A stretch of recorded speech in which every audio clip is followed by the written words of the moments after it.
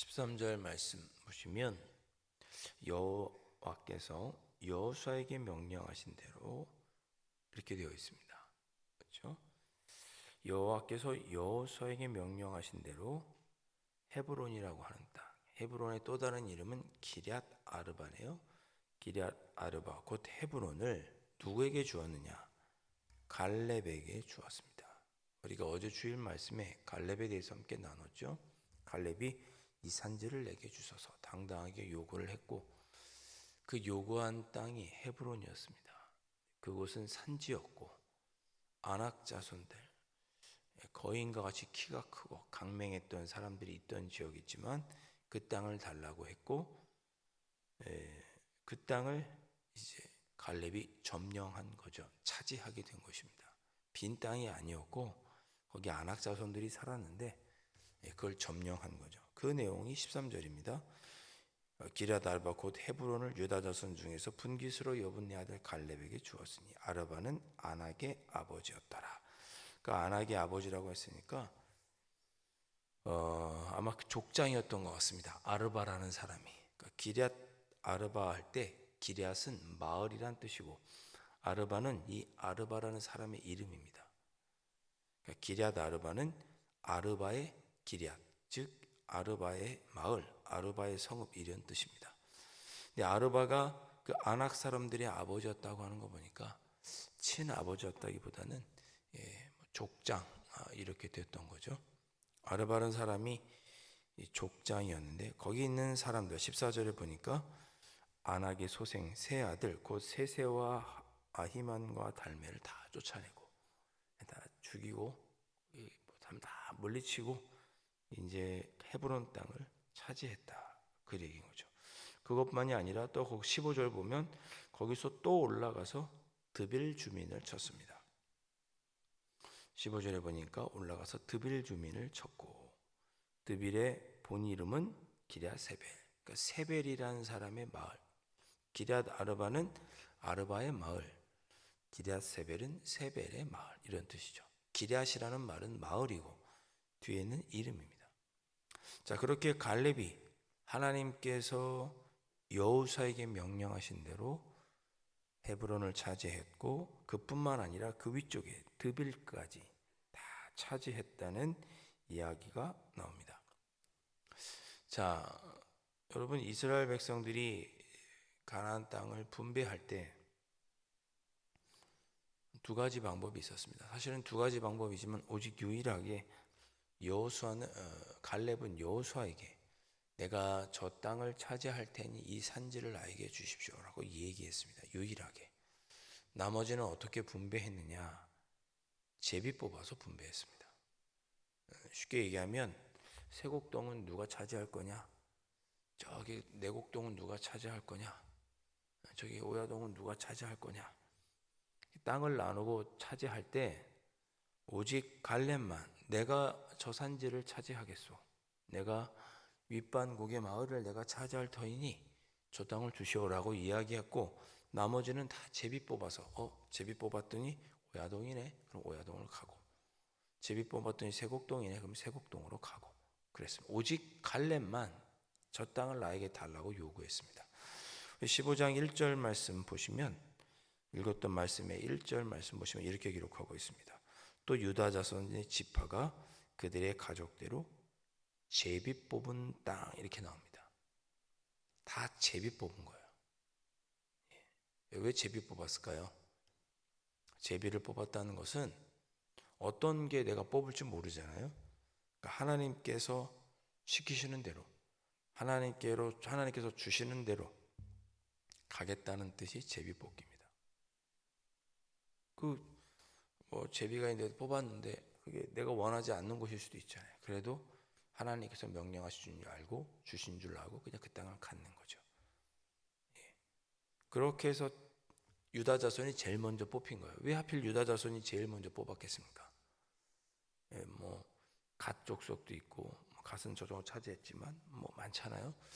납달리도 있고 단도 있고 아셀 지파도 있고 많은 지파들이 있는데 왜 하필 유다 자손이 제일 먼저 땅을 차지하게 되었느냐? 제비 뽑기 한 거예요. 유다 자손이 제일 먼저 걸린 거죠. 그 유다 자손 중에서도 또 제비 뽑은 거예요.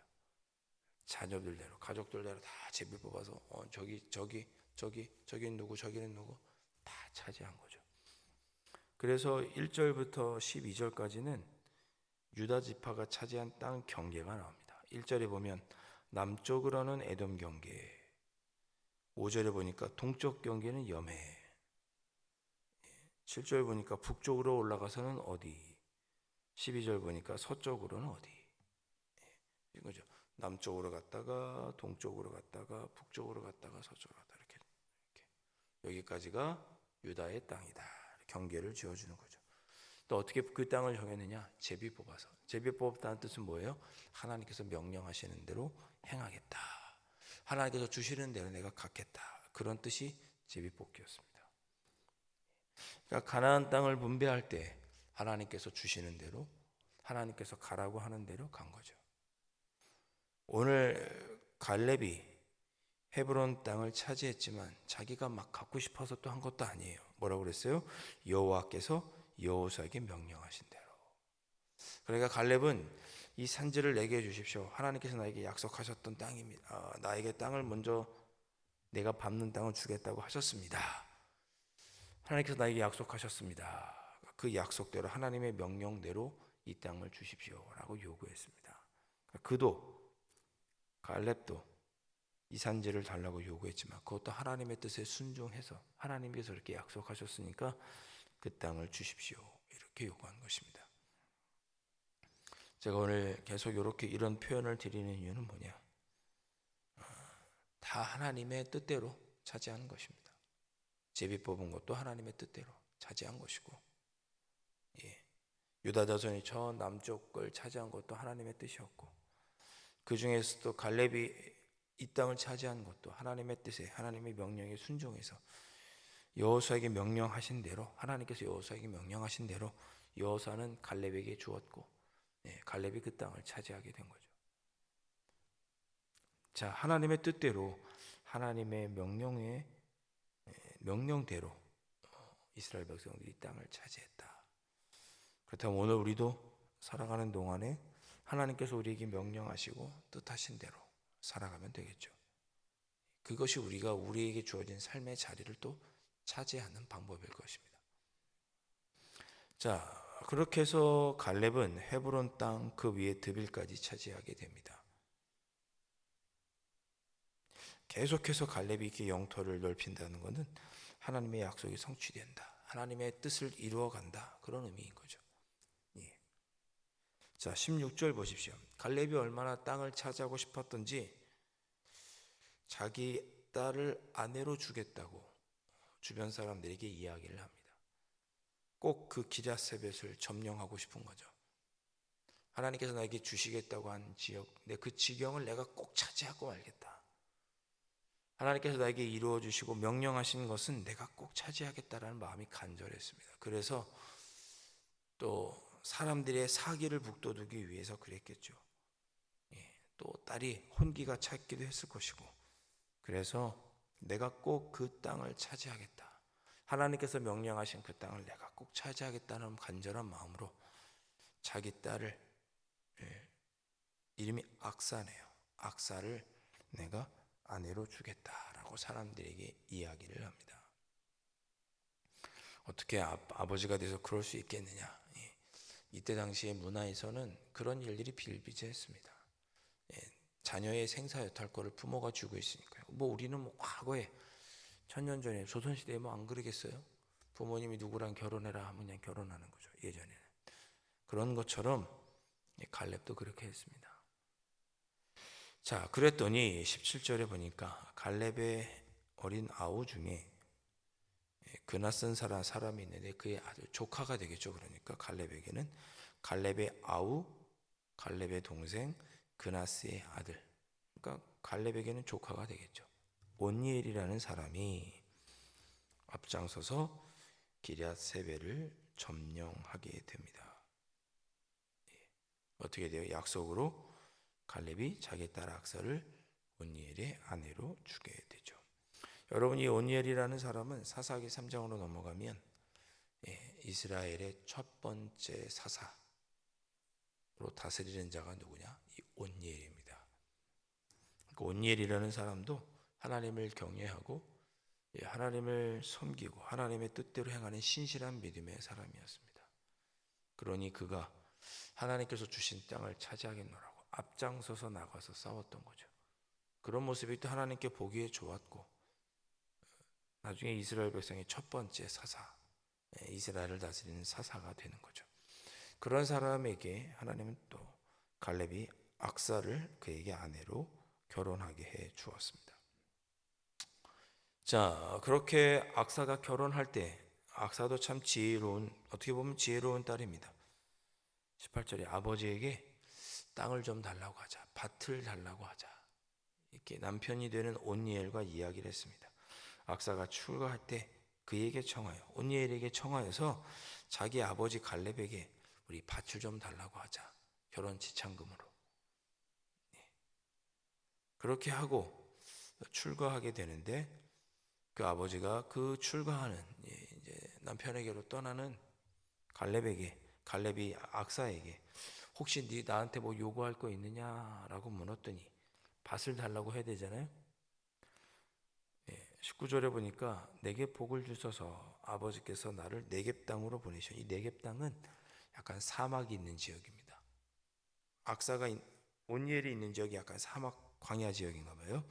그 네겝 땅으로 보내시오니 샘물도 내게 주십시오 그럽니다. 밭도 주시고 샘물도 주시고 이렇게 이야기한 거예요. 우리 밭을 달라고 하자 그렇게 남편이랑 이야기했잖아요. 근데 그것뿐만 아니라 아버지한테 만나서 밭도 주시고 샘물도 주십시오. 더 달라고 한 거죠. 그랬더니 어떻게 해요? 갈렙이 샘물도 하나만 준 것이 아니라 윗샘과 아랫샘을 줍니다. 제가 그래서 이 장면을 보고 악사의 복 이렇게 제가 이름을 붙여봤습니다. 악사는 땅뿐만 아니라 물도 달라고 요청합니다. 여러분 땅이 있고 풍족한 물이 있으면 번영하는 거죠. 당신 농사 지어야 되는데 번영을 상징합니다. 땅만 필요한 게 아니라 물도 필요하죠. 내가 원하는 것에 더해서 하나님께서 더 챙겨주시는 복. 그래서 제가 이걸 악사의 복이다 이름을 그렇게 붙여봤습니다. 우리가 하나님께 간구하면 하나님께서 하나님의 뜻을 선하게 이루어 드릴 때 하나님께서 우리에게 이 모든 것을 더하여 주시는, 하나에다가 하나를 더 주시는, 물도 샘물도 하나만 주는 게 아니라 윗샘에다 더해서 아랫샘까지 주는 그런 복을 누리는 사람이 누구냐? 악사입니다. 땅만 줘도 되잖아요. 더 달랄 거 있냐? 땅만 주십시오. 그래 가져가. 원래 약속대로 가져가. 거기에 샘물도 당당히 요구했더니 샘물도 주는데 하나만 준 것도 아니고 두 개나 주게 됩니다. 이 복이 악사의 복. 하나님께서 더 챙겨주시는 복. 사랑하는 성도 여러분, 오늘 이 말씀으로 우리 기도하시면 좋겠습니다. 하나님, 한 주간도 저도 하나님의 명령에 순종하며 살겠습니다. 복의 복을 더하여 주옵소서. 악사가 누렸던 것처럼 복의 복을 땅만 주시는 것이 아니라 샘물도 하나만 주시는 것이 아니라 두 개. 하나님께서 내가 원하는 것보다 더 챙겨주시는 복, 악사의 복을 누리는 이 한 주간이 되게 해 주옵소서. 하나님의 뜻을 기쁨으로 순종하여서 이 산지를 제가 차지하겠습니다. 그럴 때 저에게 하나님 이 악사의 복, 원하는 것보다 더 하나님이 챙겨주시는 그 복을 누리는 귀한 한 주간, 귀한 한 달, 12월 한 달이 될 수 있도록 축복해 주옵소서. 이 새벽에 그렇게 기도하실 수 있기를 주님의 이름으로 축원드립니다. 기도하겠습니다. 하나님은 참 분명하십니다. 하나님의 명령과 뜻에 순종하는 자에게 하나님은 그 땅을 차지하게 하시고 그 땅을 차지할 뿐만 아니라 더한 것도 챙겨주시는 그런 분이 우리 하나님이신 것을 오늘 말씀을 통해 보게 하여 주시니 감사합니다.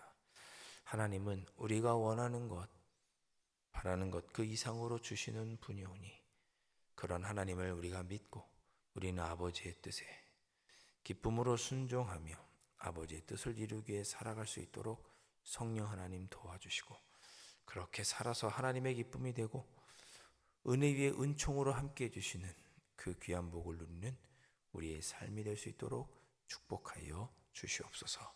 귀하신 예수 그리스도의 이름으로 간절히 기도하옵나이다. 아멘.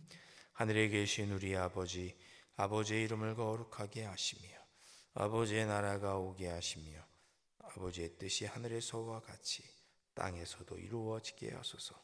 오늘 우리에게 일용할 양식을 주시고 우리가 우리에게 잘못한 사람을 용서하여 준 것 같이 우리 죄를 용서하여 주시고 우리를 시험에 빠지지 않게 하시고 악에서 구하소서. 나라와 권능과 영광이 영원히 아버지의 것입니다. 아멘.